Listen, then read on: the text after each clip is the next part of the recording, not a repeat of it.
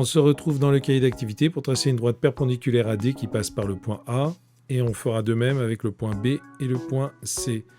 On va commencer par le cas le plus simple, on va commencer par la droite qui passe par C, et on fera ensuite la droite qui passe par A et qui passe par B.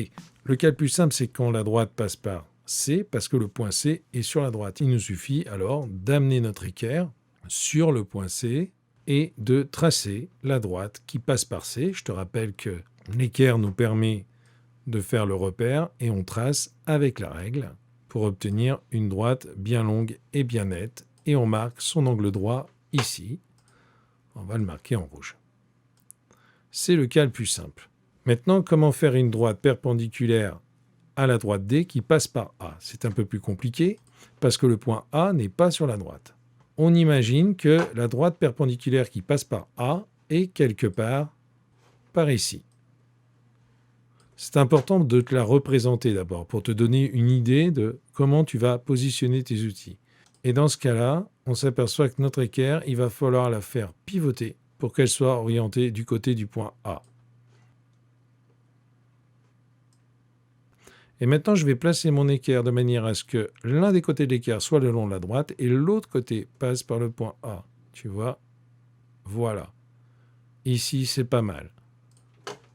Je trace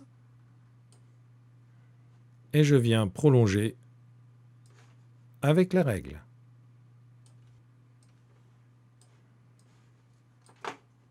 Et j'ai tracé une droite perpendiculaire à D qui passe par A.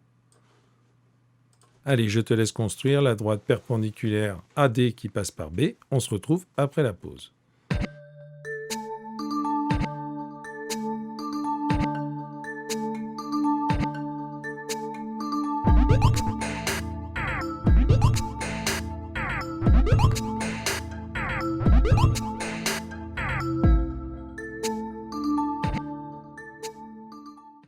On va venir placer notre équerre du bon côté.